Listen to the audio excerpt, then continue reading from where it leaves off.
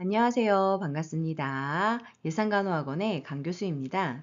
간호조무사 자격시험은 최근 3년간 공개가 되었는데요. 그 공개된 자격시험을 분석하고 과거 시험 문제를 분석해서 기초 한방에 대한 요점 정리를 하도록 하겠습니다. 어떤 문제들이 주로 출제가 되고 있는지 같이 살펴볼까요? 준비되셨나요? 잘 들어요. 출발!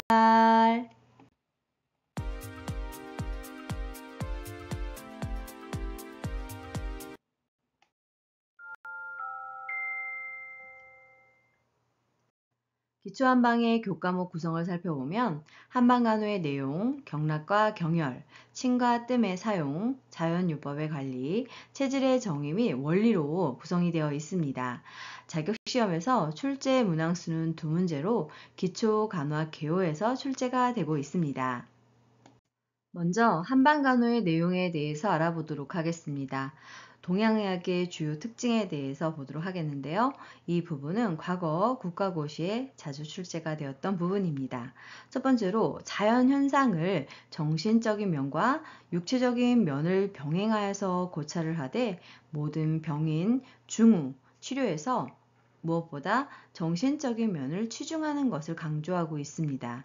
그리고 두 번째로 인간을 대자연에서 파생된 하나의 소우주로 간주하였고 항상 대자연의 지배와 영향을 받고 있는 것으로 보아서 인체에 나타나는 병적 변화 현상도 역시 대자연의 운행 과정에서 발생되는 것으로 간주하는 것이 특징입니다. 세 번째로 인체를 여러 개의 독립된 기관의 조밀한 조직으로 이루어진 하나의 협력체로 보는 것이 아니고 상호 연관과 유기적 기능을 가진 통일체로 보기 때문에 언제나 종합적이고 전인적인 생명체로 관찰하는 것이라고 하였습니다. 국가고시 문제에서는 보통 예문에 하나의 협력체로 보았다 이렇게 설명이 되면서 틀린 것으로 고르는 경우가 있게 됩니다. 자, 그럼 한방간호의 역할은 무엇일까요? 이 부분은 18년도 상반기 국가고시에 출제가 되었는데요. 먼저 정신의 면을 살펴보면 환자의 정신 생활은 질병에서 영향이 큽니다. 그래서 이것을 칠정이라고 하였는데요. 희, 노, 우, 사, 비, 공, 경이라고 하여 환자 건강과 관련이 있다고 하였습니다. 자, 그래서 노, 성냄은 간을 상하게 하는 것이고 비, 슬픔은 폐를 상하게 한다고 하였습니다. 희, 기쁨은 마음을 상하게 하고 공, 놀람은 신장을 상하게 합니다. 사, 생각은 비장을 상하게 합니다.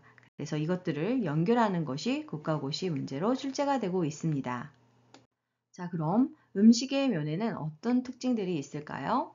마음의 병은 온식, 따뜻한 음식을 금해야 하고 폐의 병은 차가운 음식, 한식을 금해야 합니다. 그리고 간의 병은 신, 매운 것을 금해야 하며 심장의 병은 함, 짠 것을 금해야 합니다. 비장의 병은 산, 신 것을 금해야 하고 신장의 병은 감, 단 것을 금해야 합니다. 폐의 병은 고, 쓴 것을 금해야 하는 것으로 과거 국가고시에 연결 문제가 출제가 되었습니다. 자, 그럼 기후의 면은 어떤 역할을 하게 되는 것일까요?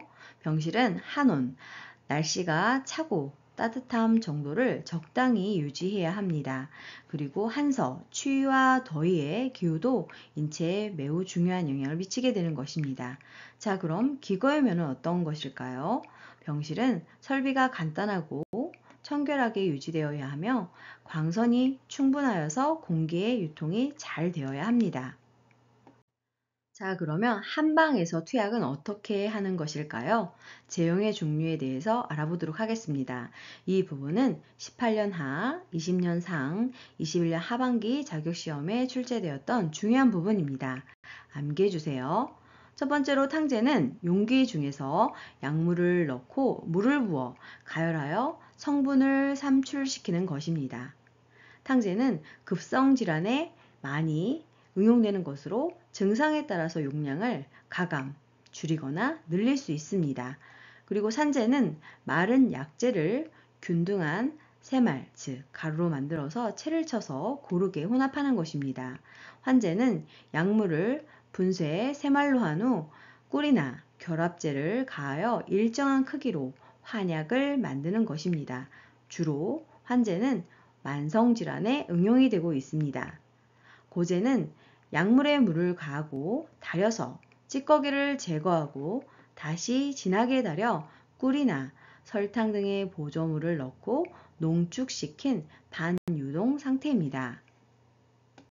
주제는 약물을 알코올 등에 담그고 성분을 삼출시켜서 복용하는 것이고, 정제는 약물을 세말로 하거나 유효 성분을 추출하여 농축시킨 후 부영제를 가하여 정제로 알약으로 만드는 것입니다. 엑기스제는 약물의 유효 성분을 전출한 다음에 약액을 농축시켜서 약물의 일정 용량의 성분을 제품에 일정량에 일정하게 함유되도록 한 것입니다. 그래서 엑기스제가 과거 시험 문제에 출제가 되었고요. 시럽제는 약물을 탕전, 우려낸 다음 찌꺼기를 제거시키고 농후에게 백당, 달달한 것을 넣어서 만든 것을 의미합니다. 자, 그러면 한방 약들의 복약법에 대해서 알아볼까요? 약을 다리는 용기는 질 그릇이나 질 항아리로 사용을 해야 하는데요. 그 이유는 알루미늄 냄비나 범랑 냄비를 임시로 사용할 수는 있지만 철 냄비는 사용을 금해합니다. 그 이유는 화학 변화로 인해서 치료 효과를 저하시키기 때문입니다. 이 부분이 과거 자격시험에 출제가 되었습니다. 또한 다리는 방법은 먼저 다리기 전에 약을 30분에서 60분 정도 담가 두었다가 물의 양이 양면보다 높게 한 다음, 보약약은 많은 물을 사용할 수 있고 재탕의 물은 초탕의 3분의 1에서 2분의 1 정도를 사용할 수 있습니다. 복용량은 성인의 경우에는 100에서 120ml를, 소아는 이것의 반 정도를 복용할 수 있습니다. 자, 그럼 복약 방법에 대해서 알아볼까요? 이 부분도 과거 국가고시에 출제가 되었습니다. 탕약은 따뜻하게 복용하는 것이 적절하며 약을 먹는 횟수는 보통 1일 3회로 해야 합니다. 허약 체질이거나 노인과 어린이는 약물의 분량을 적게 하고 횟수는 자주 하는 것이 필요하며, 복용 시 구토 증상이 나타날 때에는 분량은 줄이고 횟수는 늘려야 합니다. 약성이 강하거나 독성이 있는 약은 처음에는 조금씩 복용하다가 점차적으로 용량을 늘릴 필요가 있습니다. 그리고 산제나 분제와 같은 약물들은 벌꿀과 같이 물에 약을 타서 먹거나 캡슐에 채워 넣고 삼켜야 하는데요. 그 이유는 이것들이 가루이다 보니 한꺼번에 입안에 털어 넣어 삼키거나 해서는 안 됩니다. 산제나 분제가 인두를 자극해서 기침을 유발할 수 있기 때문입니다. 자, 그러면 환제는 어떻게 복용해야 할까요? 과립이 작은 것은 끓인 물로 삼키고, 입자가 큰 미라는 몇 번에 걸쳐서 나누어서 삼킬 수 있습니다. 그리고 딱딱한 수화는 온수로 용해시킨 후에 복용할 수 있습니다.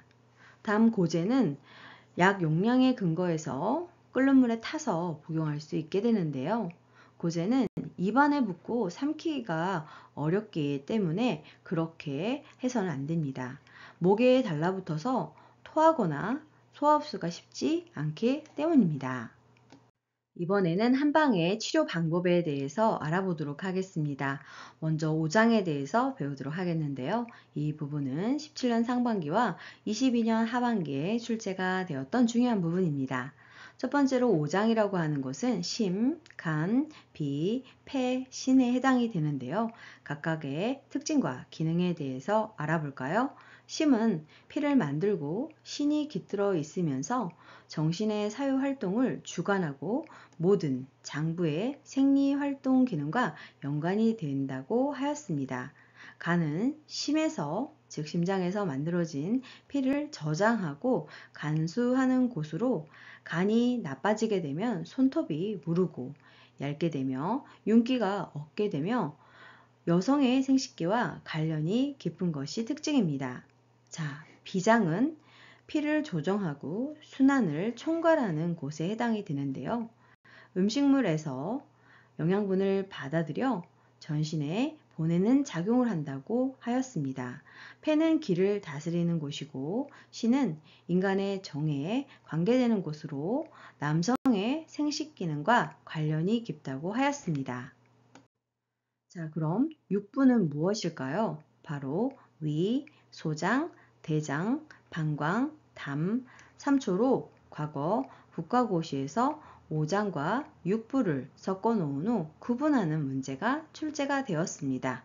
자, 그럼 오관은 무엇일까요? 눈, 귀, 코, 입, 피부의 5가지 감각기관을 말하는 것으로 시각, 청각, 후각, 미각, 촉각을 의미합니다. 자, 그러면 오장육부의 표리 관계에 대해서 보도록 하겠는데요. 이 부분도 과거 자격시험에 출제가 되었습니다. 간은 담과 관련이 있고 신은 방광, 폐는 대장, 심장은 소장, 그리고 비는 위와 표리 관계에 있다고 보고하고 있습니다. 자, 그럼 오축은 무엇일까요? 개, 양, 우, 마, 돈, 즉 닭, 양, 소, 말, 돼지를 의미합니다. 그래서 이러한 가축 5가지는 우리 장기들이 문제가 있었을 때 각각 섭취하는 것이 좋은 연결관계가 있게 되는데요. 간이 안 좋을 때에는 닭을, 그리고 심장이 안 좋을 때는 양을, 비장이 안 좋을 때는 소를, 폐가 안 좋을 때는 말을, 신장이 안 좋을 때에는 돼지고기를 섭취하는 것이 좋습니다.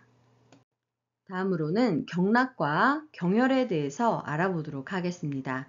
경혈은 인체의 중요한 기초적인 물질인 기와 혈이 지나는 통로인 경락을 따라서 신체의 바깥 부분에 위치하고 있게 되는데요. 12개의 경정맥과 2개의 특별한 기경맥, 즉 동맥과 인맥이 지나가는 자리에 각각 일정한 수가 배치되어 있는 기의 문을 말하게 됩니다. 그래서 보통 각 장기의 기능 상태를 잘 나타내는 것으로 직접 침구를 시술하는 부위로 사용이 되고 있습니다. 자, 그러면 경락 치료의 진단법에는 어떤 것들이 있을까요? 이 부분은 19년 하반기에 출제가 되었습니다. 첫 번째로 망진입니다. 이것은 눈의 색과 얼굴색은 오장의 기 상태를 잘 나타내는 것으로 간주하고 있는 것으로 오색, 즉 청, 적, 황, 백, 흑, 눈이나 얼굴에 나타내는 이러한 색깔의 상태를 보고 진단하는 것입니다. 그래서 좋은 색과 나쁜 색이 있게 되는데 청색을 띨 때에는 간에 병이 있는 것으로 간주하게 되고 적색이 나타날 때에는 심장에 병이 있는 것과 관계된다고 하였습니다. 두 번째 진단법은 문진입니다. 오성, 오음, 오치를 통해 진단하는 것으로 오성, 가고, 호소신, 오음, 궁상각취와 같이 소리를 듣고 진단하는 것입니다. 그리고 오치는 향성, 부조초와 같이 코로 냄새를 맡아서 진단하는 방법입니다. 세 번째 방법은 문지입니다. 두 번째 배웠던 문진과는 다른 방법으로 환자가 원하는 오미, 즉 5가지 맛을 질문하여 들어서 진단하는 방법으로 근대의학과는 상당히 모습이 다르며 오미, 5가지 맛의 과부족을 질병의 원인으로 보고 환자가 원하는 오미를 물어서 그 병이 일어난 곳과 있는 곳을 알아내는 방법입니다. 오미라고 하는 것은 산, 고, 감, 신, 함으로 입이 시면, 즉 산은 간에 열이 있는 것이고 입이 쓰면, 고는 심장에 열이 있는 것이라고 보았습니다. 그리고 입이 달면, 감하면 비장에 열이 있고 입이 매우면, 신은 폐에 열이 있다고 보았습니다. 입이 짜면 함, 신에 열이 있고 입이 싱거우면 위에 열이 있다고 하였습니다. 네 번째 진단법인 절진은 맥진, 복진, 절경으로 구성된 것으로 맥진은 전승의학의 두드러진 특징을 이루고 있는 진단법인데요. 근대의학에서 하는 맥진과는 전혀 다른 성격의 기법을 갖고 있습니다. 다음으로는 어혈의 특징에 대해서 알아보도록 하겠습니다. 이 부분은 과거 자격시험에 출제가 되었던 중요한 부분입니다. 첫 번째로 어혈은 축혈이라고도 부르게 되는데요. 전신의 혈액 운행이 순조롭지 못한 것을 말합니다. 두 번째로는 어혈이 경맥을 막아 통하지 못하게 되면 통증이 생기는 것이 특징입니다. 세 번째로는 한열, 즉 춥고 더움이 지나치게 왕성해도 어혈이 생기게 됩니다. 네 번째로는 외상 어혈은 상안 부위에 청자색 혈종이 보이는 것이 특징이며, 다섯 번째 어혈은 발생 부위에 따라서 각기 다른 증상이 나타나게 됩니다. 다음으로는 한방병원 관리의 실제에 대해서 알아보도록 하겠습니다. 먼저 외래 관리에 대해서 알아보겠는데요. 맥진이라고 하는 것은 심장 박동에 의해 생긴 뇌하 파동이 동맥파를 따라서 말초로 전파하는 것을 요골동맥상에서 쥐두, 손가락 끝으로 속재하여 질병 상태를 판단하는 진단 행위에 해당이 됩니다. 이 부분이 과거 자격시험에 출제되었습니다. 맥진계라고 하는 것은 재래 맥진 방법을 의학공학을 응용하여서 객관화한 기계인데요. 요골동맥, 측맥파를 미분파로 기록하는 것입니다. 그 외에도 초음파 치료가 있게 되는데, 초음파 에너지 진행 방향의 파동으로 전파되는 소리의 진동 중에 인간의 귀에 들리지 않는 고주파를 가진 에너지의 형태를 말합니다. 다음으로는 자침의 관리에 대해서 알아보도록 하겠습니다. 자침이라고 하는 것은 각종 침구를 이용하여 인체의 일정 부위를 자극하고 각종 조작 방법을 운용해서 경기를 돌발시킴으로써 생체의 기능을 조정하고 질병을 치료하는 방법에 해당이 됩니다. 자, 그러면 자침의 관리는 어떻게 해야 할까요? 먼저 환자의 체위 및 간호 방법에 대해서 알아보겠습니다. 일부 중증 환자나 체력이 허약한 환자는 체위의 선택이 중요하게 되는데, 불편한 자세에서 침을 오래 받거나 팔다리를 움직여 침이 구부러지면 곡소 통증을 유발하기 때문입니다. 자, 그러면 환자의 체위 및 간호시 주의점은 어떤 것들이 있을까요? 이 부분은 과거 자격시험에 출제가 되었습니다. 첫 번째로 체위를 선택하는 원칙은 의사가 정확한 치료를 할 수 있고 조작하기 편리해야 하며, 환자는 편안한 자세로 견딜 수 있는 누운 자세가 좋습니다. 초진 환자는 현기증을 예방하기 위해서 누워 있게 합니다. 두 번째로는 침 치료에 필요한 부위를 모두 노출시킬 수 있어야 합니다. 세 번째로는 치료상 체위를 바꿀 경우에는 환자의 체질이나 통증에 주의를 해야 합니다. 네 번째로 환자는 침 치료 시 마음대로 몸을 움직이지 못하게 하여 침이 구부러지거나 부러지는 것을 방지해야 합니다. 다섯 번째로 기온이 내려가고 방 안의 공기가 낮을 경우에는 치료 시 피부의 노출면을 적게 하고 치료 시간을 적당히 단축해야 하며, 여섯 번째, 자침이 끝나면 신체에 남은 침이 없는지 확인하고 발침 후 출혈이 있으면 지그시 눌러줘야 하겠습니다. 이번에는 자침 시 간호 방법에 대해서 알아보도록 하겠습니다. 이 부분은 18년 하반기, 20년 상반기, 22 상반기, 23 상반기에 출제되었던 중요한 부분입니다. 첫 번째로 환자 상태를 관찰하여 가슴이 답답하고 불편함을 호소하거나 현운 시 의사에게 즉시 알려야 합니다. 현운이라고 하는 것은 어지러운 것이죠. 두 번째, 유침 시간 동안 환자의 체위를 일정하게 유지시켜야 합니다. 세 번째로는 발침 후 알코올 솜으로 침공 부위를 가볍게 누르고 출혈 시 멈출 때까지 눌러줘야 합니다. 네 번째로는 발침 후 남은 침이 없는지 살펴보며, 다섯 번째, 사용한 침구는 알코올 솜으로 닦고 고압증기, 멸균 소독을 할 수 있습니다. 그러나 보통 일회용 침을 사용하기 때문에 그런 경우에는 다시 사용하지 않습니다. 발침 시 주의사항에 대해서 알아보도록 하겠는데, 이 부분도 18년 하, 23, 22상, 23년도 상반기 자격시험에 출제가 되었던 중요한 부분입니다. 첫 번째로 한의사는 환자에게 시술 후 칠판이나 발침 장부에 호실, 환자명, 발침 시간 개수를 기록해야 합니다. 두 번째로 정확한 발침 대상을 찾아서 발침 시간에 맞춰 침을 뽑아내야 합니다. 세 번째로는 머리, 정수리 부분부터 발끝 쪽으로 침 놓음 옆 부분을 살짝 눌러가면서 하나씩 발침 후 봉상면으로 닦아줘야 합니다. 네 번째로는 발침 개수를 재확인하고 환자나 보호자에게 재확인하는 것이 좋습니다. 다섯 번째로 침은 손상성 폐기물 통에, 봉산면은 일반 의료 폐기물 통에 넣어야 합니다. 자, 그러면 치매 부작용에는 어떤 것들이 있을까요? 이 부분은 23년 하반기 자격시험에 출제가 되었는데요. 첫 번째로 채침입니다. 채침의 원인은 침을 꽂은 후 침 아래쪽이 이상하게 팽팽하고 매끄럽지 못해서 돌릴 수 없고 뺄 수도 없을 때 나타나는 것인데요. 채침 시의 처치는 근육의 일시적인 긴장으로 빚어지는 것으로 잠시 유침하고 약간 시간이 지난 후에 다시 가볍게 돌리거나 경혈 주위를 눌러주거나 주변을 침을 놓아서 국부 긴장 상태가 완화되도록 한 후 침이 나오도록 하면 되겠습니다. 침의 두 번째 부작용은 혼침입니다. 혼침은 18년 하반기, 20년 하반기, 22상, 22하 반기 자격시험에 출제가 되었던 중요한 부분입니다. 혼침의 원인은 대부분 초진 환자가 침이나 뜸을 두려워해서 너무 긴장 혹은 체질이 허약하고 환자가 참을 수 없을 때 일어나는 것인데요.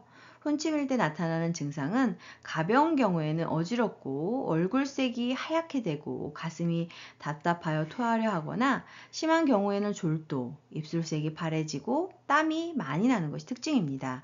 이때 해야 하는 처치는 즉시 침을 빼주고 가벼운 환자인 경우에는 따뜻하게 끓인 물을 먹이고 그러면 신속하게 회복이 되는데 심한 환자는 인중이나 중충혈을 눌러주고 역시 백혈의 속뜸을 뜨게 하는 방법을 통해서 해소할 수 있습니다. 치매의 세 번째 부작용은 절침입니다. 절침의 원인을 살펴보면 자침한 후 침이 절단되는 것인데요. 이것은 근육에 갑자기 경련이 일어나거나 체위가 이동하거나 치매 재료가 불순하거나 치매 끝 부위가 부식되거나 손상되어 일어날 수 있습니다. 이럴 때 처치 방법을 살펴보면 침체가 몸 밖으로 드러나 있게 됐을 때에는 핀셋을 이용하여 빼내면 되고 만약 피부 내에서 침이 꺾여져 있다면 집게 손가락과 가운데 손가락으로 침의 양면을 내리 누르고 침체가 노출된 연후에 핀셋을 이용해서 빼내면 됩니다. 그러나 깊숙이 삽입 시에는 수술로 빼내야 합니다. 침의 네 번째 부작용은 혈종입니다. 혈종의 원인은 침을 뺀 후 그 자리에 홍색의 작은 반점이 생기는 것인데요. 임상에서 자주 볼 수 있는 현상입니다. 이때 처치 방법을 보면 보통 스스로 소멸을 하게 되는데요. 그러나 침을 뺀 후 피부에 청자색이나 부어오른 덩어리가 드러나면 혈관을 손상하게 한 것이기 때문에 먼저 그 부위를 안마해주고 다시 온수포를 이용하게 할 수 있습니다. 침의 다섯 번째 부작용은 만침입니다. 만침의 원인은 침이 몸속에 들어갈 때 과도하게 힘을 주거나 환자가 침을 놓은 후 체위를 움직이거나 침에 충격을 주면 침체가 구부러지게 되는 것을 말합니다. 그러면 이때 처치 방법은 어떻게 될까요?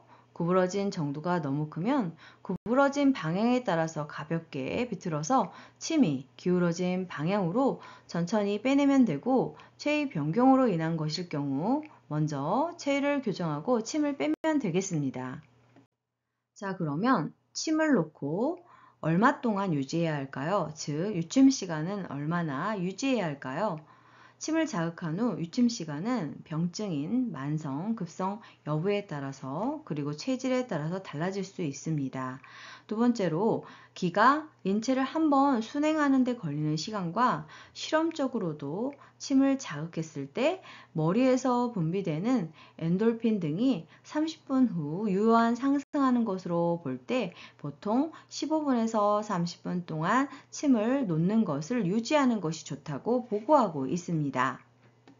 자, 그러면 침의 원리는 어떤 것들이 있을까요? 이 부분은 과거 자격시험에 출제가 되었습니다. 첫 번째로 반사작용은 체표면의 일정 부위에 자극을 가하여 그에 대응하는 내장, 혈관, 각종 기관에 대해서 반사적인 영향을 미치는 것을 말하고 두 번째 유도작용은 환부로부터 먼 곳에 자극을 가해서 혈관을 확장과 수축을 함으로써 배설을 촉진하고 소염작용을 하는 것을 의미합니다. 세 번째로 항분작용은 생체에 약한 자극을 가하여 지각이나 운동, 자율신경이 약화되었을 때 하는 방법이며, 네 번째 억제작용은 생체에 강한 자극을 가해서 억제, 제지, 진통, 진정작용을 하고자 할 때 자침하게 되겠습니다. 자, 그러면 치매 적응증에 대해서 알아볼까요? 이 부분은 21년 하반기 자격시험에 출제가 되었습니다. 첫 번째로 소아과에서 적용을 할 수 있는데요. 경기나 경련이 있을 때 사용할 수 있으며 경련에 특효가 있습니다. 두 번째로는 내과적 질환에 사용할 수 있게 되는데 호흡기의 감기, 편도염, 합병증이 없는 천식, 소화계의 딸꾹질, 위 처짐, 속이 메스꺼울 때 급성과 만성위염, 이상가다, 만성 십이장 궤양의 통증 완화, 근만성 대장염, 변비 설사 장마비, 과민 대장 증후군 등에 사용할 수 있습니다.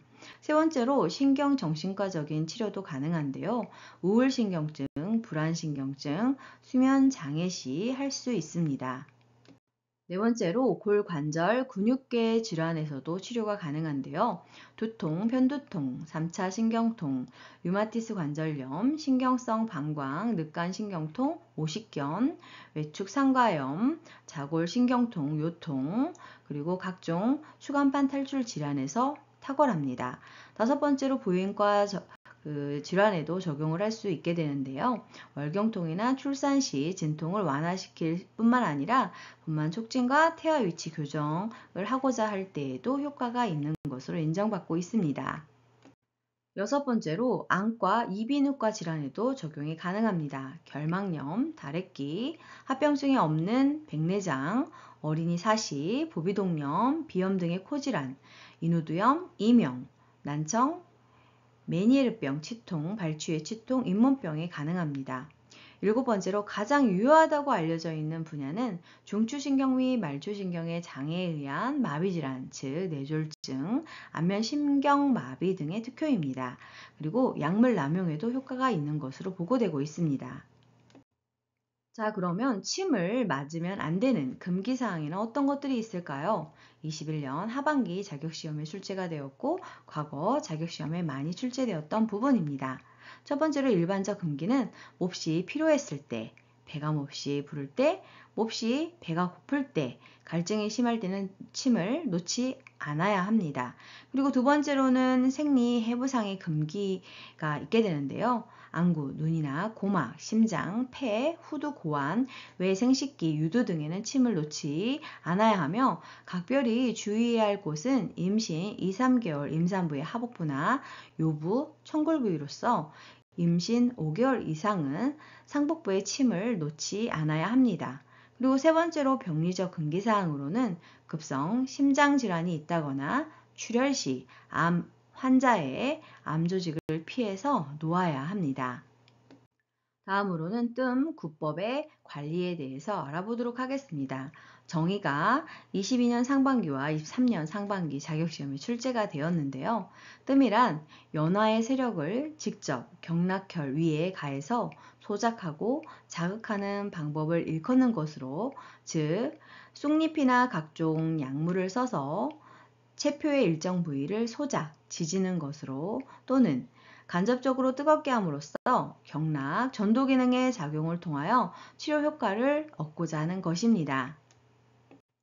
자, 그러면 뜸 구법의 작용에는 어떤 것들이 있을까요? 이 부분은 21년 하반기 자격시험에 출제가 되었습니다.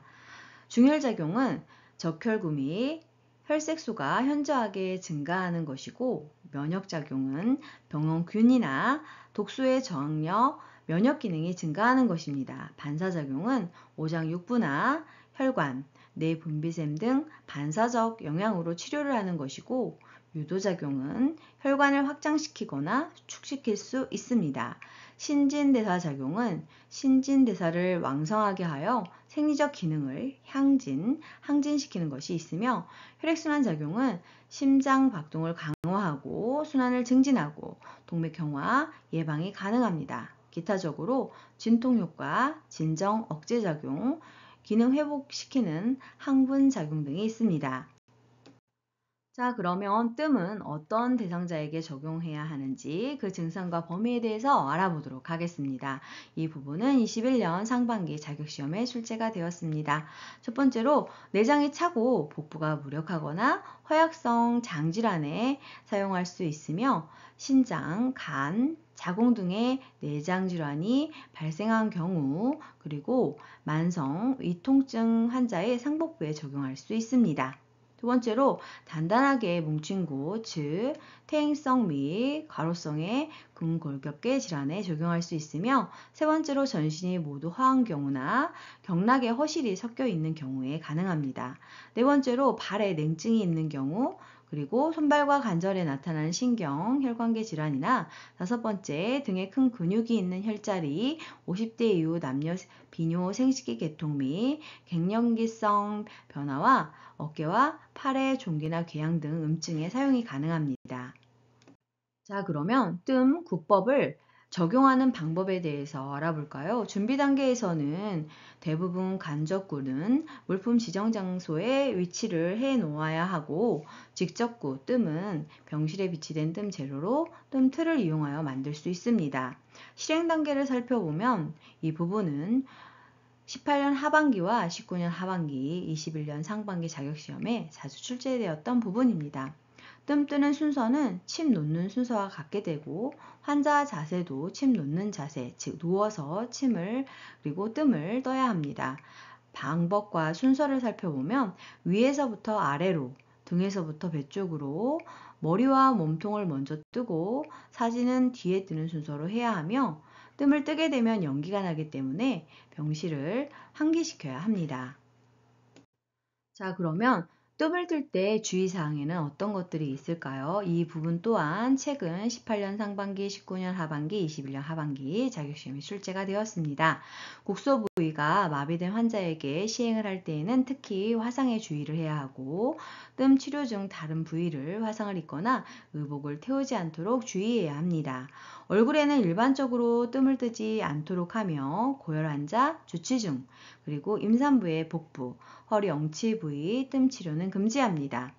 뜸을 뜬 후에는 수포가 생기기 때문에 수포가 적은 것은 곪지 않고 저절로 말라버리지만 수포가 크면 주사기로 뽑아낸 후 소독약을 바르고 붕대로 감아줄 수 있습니다. 그래서 수포가 컸을 때 제거하는 방법에 대해서 국가고시에 출제가 된 적이 있기 때문에 잘 알아두셔야겠습니다. 추후 단계를 살펴보면 환자의 상태를 관찰하고 뜸을 뚫어 생기는 상처, 즉 구창을 보아야 하는데요. 뜸자리가 헐어야 병이 낫는다고 자생경에 보고되고 있습니다. 심지어 고름이 나야 효과가 있다고도 하였는데요. 물집이 잡히는 정도는 터지지 않으면 자연히 흡수되기 때문에 설명해주고 뜸 시술 시 사용 물품 정리 및 환기가 필요합니다. 자, 그러면 뜸을 뜰 때 적용하는 부위에 대해서 알아볼까요? 이 부분은 17년 하반기에 출제가 되었는데요. 만성 위장 장애 시에는 상복부 부위에, 월경 불순 시에는 하복부 부위, 배뇨 장애 시에도 하복부 부위에 구법, 뜸을 적용하게 됩니다. 마비 환자는 어깨 부위에, 관절염 환자는 무릎 부위에 적용할 수 있습니다. 자, 그러면 뜸 구법을 적용할 때 금기해야 하는 경우는 어떤 경우가 있을까요? 이 부분은 17년 하반기와 21년 22년 상반기 자격시험에 출제가 되었습니다. 일반적 금기사항을 살펴보면 몹시 필요했을 때, 배가 몹시 부르거나 고팠을 때, 갈증이 심할 때에는 뜸을 놓지 않아야 하며 생리해부상 금기 부위로는 얼굴에 반점이 생기는 뜸을 놓지 않아야 되고 심장부터 혈관이 드러난 곳은 적용하면 되지 않습니다. 병리상 금기로는 급성 복막염이 있다거나 열성 질환 시에는 하지 않아야 합니다. 지금부터는 자연요법 관리에 대해서 알아보도록 하겠습니다. 한방 물리치료의 개념은 인체 이학적인 자극이나 기계적인 기전을 응용해서 질병 치료 및 건강 증진에 효과를 미치는 치료법인데요. 한방의학과 서양의학에서는 물리치료가 차이가 있습니다.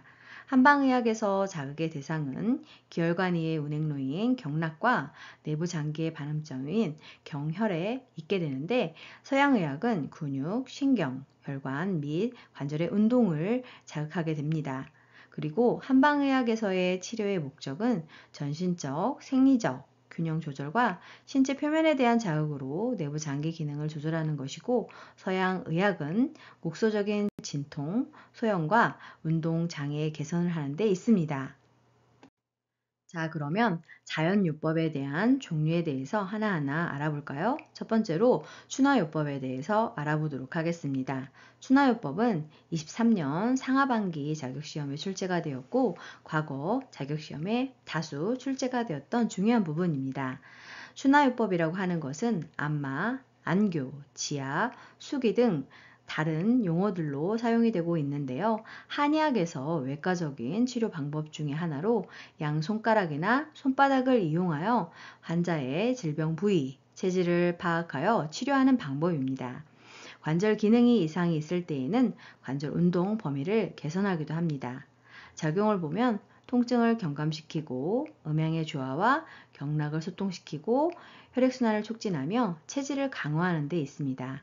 치료의 원칙은 외상성 질병 시 주로 아픈 곳이 시술점이 되고, 국소적인 종창통, 즉 부은 부위로 인한 통증은 그 부근을 치료하게 됩니다. 수기의 자극량은 약한 자극에서 강한 자극으로 수기의 횟수는 점차 늘려나가야 합니다.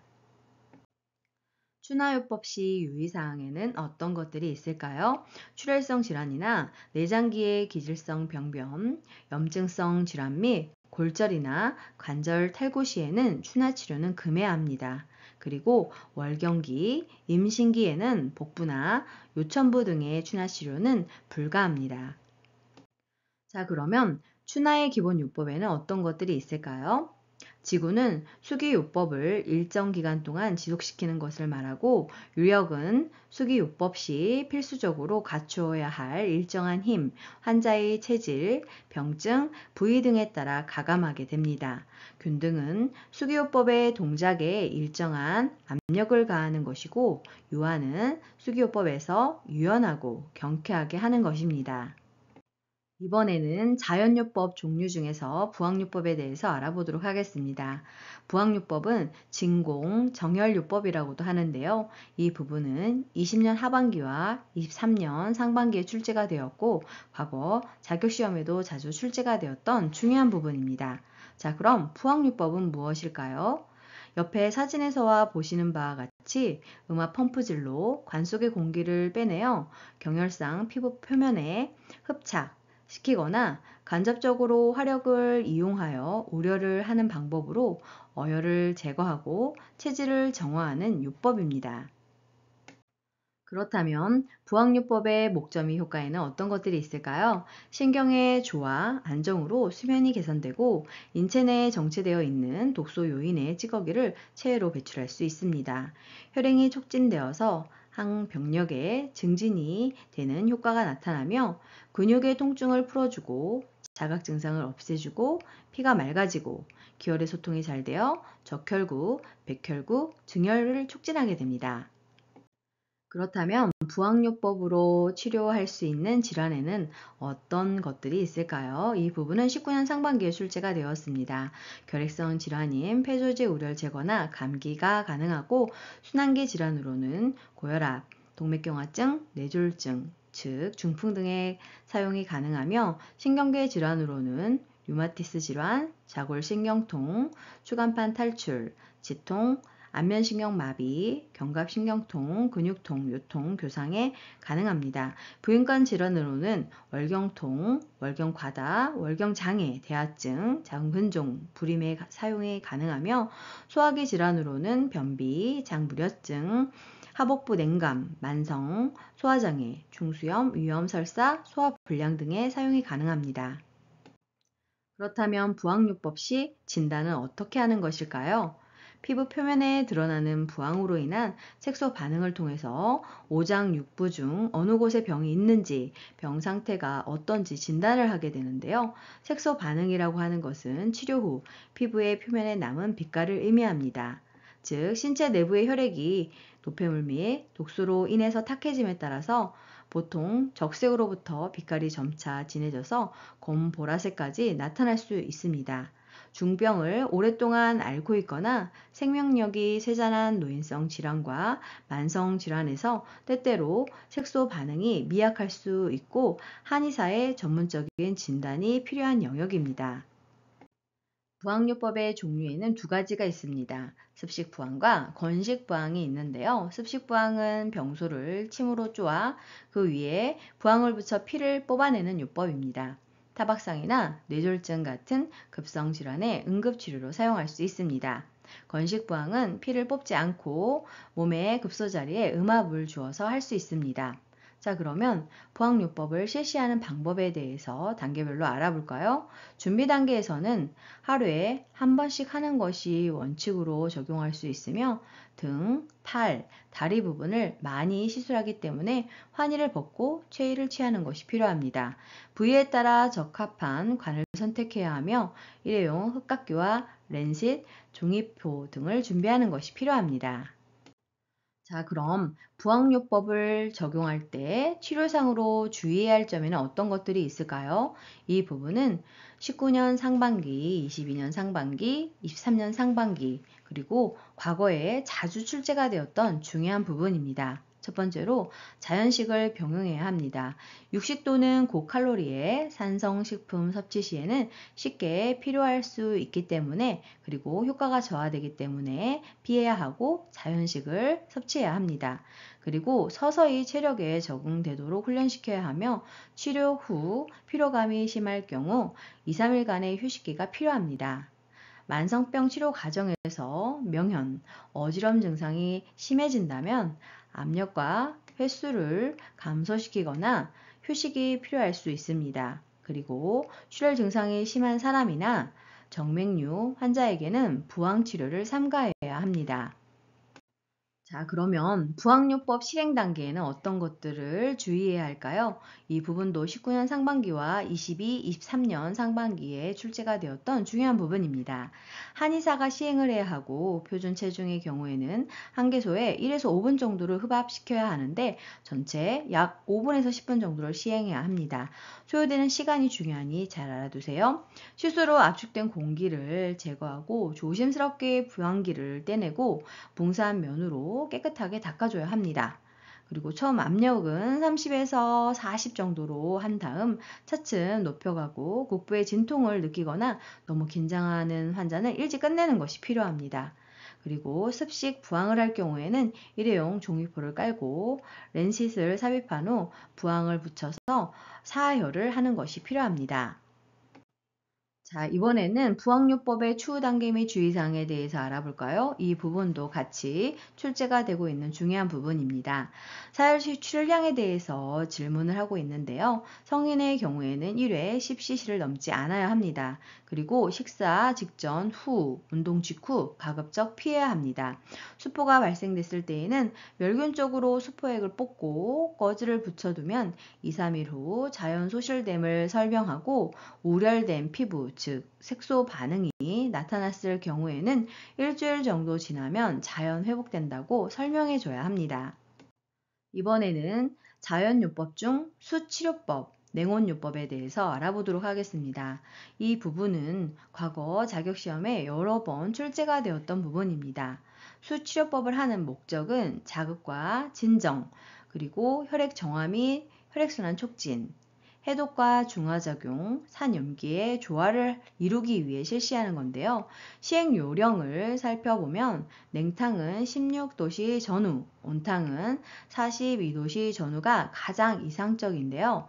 병약자나 고령자, 특히 수단기 질환 환자에게는 처음은 냉탕 30도씨 전후, 온탕 40도씨 전후로 온도차가 10도씨 내외로 나야 합니다. 특히나 사지 말단육부터 시작을 해서 점차적으로 익숙하도록 해야 하며 반드시 의사의 지시하에서만 시행할 수 있습니다. 그래서 일반적인 적용 온도와 순환기 질환 환자에게 적용하는 온도를 각각 암기해 두시는 것이 필요합니다. 자, 그러면 냉온요법, 수치료법은 어떤 질환에 적용할 수 있을까요? 17년 하반기와 과거 자격시험에 출제가 되었던 부분입니다. 적응증은 만성질환에 적용할 수 있는데요. 만성 소화기 질환이나 고혈압, 비만증, 신경증, 당뇨병, 뇌졸중, 신경통, 류마티스 질환에 사용할 수 있습니다. 그러나 중증 심장 질환에는 적용할 수 없으니 금기증에 해당하는 이 부분을 암기해 주세요. 수치료법인 냉온요법을 실행하는 단계에 대해서 알아보도록 하겠습니다. 이 부분은 과거 자격시험에 출제가 되었던 부분인데요. 냉탕에서 시작해서 냉탕으로 끝내야 하고 1분씩 5번에서 7번을 반복하도록 설명을 해야 합니다. 심장에서 먼 부위부터 찬물을 적셔서 냉온욕을 시작하고 체지방이 몰려있는 곳을 두들리거나 주물러주면 체지방 분해에 도움이 될 수 있습니다. 가슴이 답답하고 호흡곤란, 어지럼이 있게 되면 즉시 보고하도록 교육을 해야 합니다. 그렇다면 주의사항엔 어떤 것들이 있을까요? 냉온 욕실은 깨끗이 청소하고 사우나와 환풍기를 꺼서 화재 사고를 예방해야 합니다. 매일 냉온탕 시 비누를 사용할 경우에는 비타민 A나 D의 결핍과 신경 과민이 생길 수 있기 때문에 사용을 금해야 합니다. 다음으로는 자연요법 중에서 한증요법, 발안요법에 대해서 알아보도록 하겠습니다. 한증요법이라고 하는 것은 땀을 나게 해서 병을 고치는 원리인데요. 서양의학에서는 적외선 등을 이용한 밀폐용기 속에 목만 내놓고 발안을 시키는 사우나나 발안으로 체중을 조절하거나 노폐물 배설을 촉진하는 목적으로 사용이 되고 있습니다. 동양의학에서는 숙탄기를 개발하여 이용하고 있고 온보, 몸을 따뜻하게 하고 소염작용 등의 효과로 치료하는 목적을 갖고 있습니다. 한방병원이나 한의원에서 표방할 수 있는 진료 과목에 대한 부분이 과거 자격시험에 출제가 되었는데요. 한방내과, 한방부인과, 한방소아과, 한방이비인후과, 한방신경정신과, 친구과 등이 있습니다. 다음으로는 기초 한방의 마지막 부분인 체질, 즉 사상의 정의와 원리에 대해서 알아보도록 하겠습니다. 체질은 사람을 넷으로 구분하고 각 체질에 따르는 생리병리, 양리를 설명하여 질병을 치료하는 의학입니다. 예방과 보건을 매우 중시하고 있으며 그 유래는 우리나라 조선 말기 이재마에 의해서 창안이 되었습니다. 자, 그렇다면 체질의 네 종류에 대해서 그 원리 및 특징에 대해서 알아보도록 하겠습니다. 이 부분은 19년 상반기에 구분을 하는 것이 출제가 되었습니다.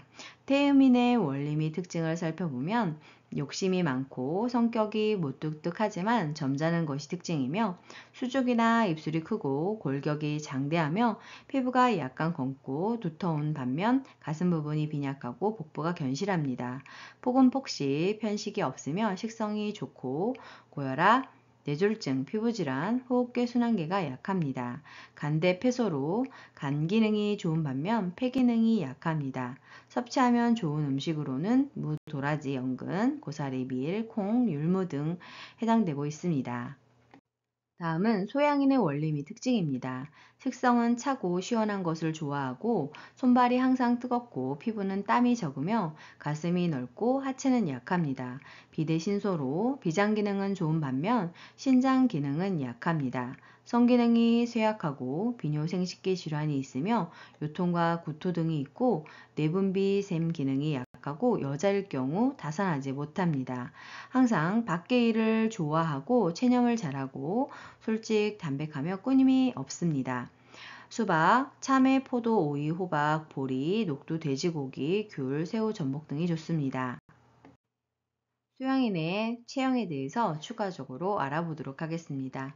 흉곽이 발달하고 허리 이하의 관절부가 약하며 상부가 실하고 하부가 허하며 동작이 빠르고 기상이 용맹하고 입술이 얇고 턱이 뾰족하며 음성이 낭낭합니다. 기호와 양생을 살펴보면 두려움을 진정시키고 항상 스폰과 분노, 뽐내는 마음을 경계해야 합니다. 찬 것이나 날 것을 좋아하며 비에 열이 많아 겨울에도 찬물을 즐겨 마시며 열성 체질로 열성 음식이나 자극성 강한 음식은 해롭습니다. 병증으로는 대변이 잘 통하면 변이 없습니다. 다음으로는 태양인의 원리 및 특징에 대해서 알아보도록 하겠습니다. 태양인은 가던성과 진취성이 강하고 재주가 많고 사교적입니다. 기대거나 눕기를 좋아하고 허리나 척추가 약하며 오래 앉지 못합니다. 맵고 뜨거운 음식을 좋아하지 않고 위암, 식도 협착증, 식도 경련이 자주 발생할 수 있습니다. 폐대 간소로 폐 기능은 좋은 반면 간 기능은 좋지 않은 특징이 있고 포도, 감, 앵두, 모과, 오가피, 새우, 조개류 등이 좋습니다. 태양인의 체형을 살펴보면 머리와 이마가 실하고 허리가 약하며 용모가 둥글입니다. 여자는 건강한데도 출산하지 못하는 경우가 많고 기호 양생을 보면 뜨거운 음식이나 열성 음식을 싫어하고 날 것이나 찬 것, 담백한 음식을 좋아합니다. 불같은 성격, 도벽을 경계해야 합니다. 병증을 살펴보면 소변이 잘 나오면 병이 없는 것이고 요통은 중병의 전조이며 입안에 침이 많은 자는 큰 병이 있다고 합니다. 마지막으로는 소음인의 원리 및 특징에 대해서 알아보도록 하겠습니다. 소음인은 내성적인 성격으로 깔끔하고 착실하며 매사에 치밀하고 인색합니다. 상체보다 하체가 견실하여 엉덩이가 넓고 수족은 작은 편이며 피부가 부드럽고 매끄럽습니다. 편식이 있고 더운 음식을 좋아하고 소화불량, 설사, 신경증, 히스테리, 불면증 등 소화계통이나 정신질환이 잘 발생합니다. 대추, 복숭아, 시금치, 미나리, 찹쌀, 인삼, 닭, 양, 명태, 고등어 등이 좋습니다. 추가로 소음인의 성격과 체형에 대해서 알아볼까요? 소음인의 성격은 항상 집안에 있으려고만 하고 밖으로 나가려 하지 않고 가사에 힘쓰고 바깥일에 힘쓰려고 하지 않는 성격입니다. 단정하고 침착하고 사교적이어서 타인에게 좋은 인상을 줍니다. 체형은 엉덩이가 발달하고 상체가 약한 편이며 상하가 균형 있고 용모가 짜임새 있습니다. 걸음걸이가 자연스럽고 얌전하며 여자는 말할 때는 눈웃음을 짓고 오밀조밀하여 예쁘며 애교가 많습니다. 가끔 한숨 쉬는 일이 있어서 남보기에 근심하는 사람으로 오해받기 쉽습니다. 소음인의 기호와 양생을 살펴보면 좀 더 적극적으로 활동하고 불안정한 마음을 가라앉혀야 하며 항상 기쁜 마음과 즐거운 마음을 경계하고 자긍심과 탐욕을 경계하고 음식은 따뜻한 것을 좋아합니다. 증상과 병증을 보면 중초 비위가 약하고 신, 방광이 실합니다. 소변이 원활하고 대변이 굳고 잘 통하면 건강한 것으로 한숨을 잘 쉬고 수족이 떨리고 힘이 없으며 바람이 있으면 병이 있는 것이고 설사가 멎지 않으면 배꼽 아래가 얼음장처럼 찰 수 있습니다. 마지막으로 체질에 따른 한방 간호에 대해서 알아보도록 하겠습니다. 신계의 병의 간호는 너무 짠 것은 신을 상하게 합니다. 그리고 음식은 자양보신하는 양, 돼지의 신장과 척수, 자라 등이 좋습니다. 부부관계를 절제하는 것이 필요하고 피로가 적어야 하고 휴식에 주의를 해야 하며 황제내경 용추에 따르면 힘들게 무거운 것을 든다든지 방사를 과도하게 한다든지 땀이 난 후 바로 목욕하는 것 등은 신장을 상하게 한다고 하였습니다. 다음으로 폐계의 병의 간호를 살펴보면 매운 것, 담배, 술, 너무 달거나 짠 음식은 피하는 것이 좋고 외계의 사기가 침입하는 것과 관계가 있습니다. 이번에는 비계의 병의 간호에 대해서 알아보도록 하겠습니다. 위장, 소화계통의 질환을 말하는데요. 변비일 때에는 채소와 과일을 많이 먹는 것이 좋고 유지, 경고, 점체류 음식물, 생냉한 과일은 피하는 것이 필요합니다. 익혀서 부드럽고 물렁한 것으로 먹으며 음식의 양과 횟수를 줄여서 여러 번 먹어야 합니다. 폭은 폭식을 피하고 평상시 보온에 주의해야 하며 음식은 반드시 절제하여 정시의 정량을 들도록 해야 합니다. 마지막으로 간계병의 간호에 대해서 알아보도록 하겠습니다. 주로 정신적 병변을 반영하는 것으로 동물의 간과 소, 양, 돼지, 족발을 많이 먹습니다. 기름기, 매운, 자극성 등의 화기를 동일하게 하는 음식은 피하는 것이 좋고 크게 노한 후 정신이 분명치 않게 되고 갑자기 현기증이나 기절, 뇌졸중 증상이 나타날 수 있습니다. 간호의 원칙은 주로 정신 간호가 되며 감정이 편안해야 하고 우울하고 번뇌가 있으면 안 됩니다. 황제, 내경, 소문, 음상, 응양, 대론편을 보면 노하면 간이 상한다 하였습니다. 수고 많으셨습니다. 좋아요와 구독 꾹 알람 설정 눌러주시면 새로운 강의 동영상을 만나보실 수 있습니다. 감사합니다.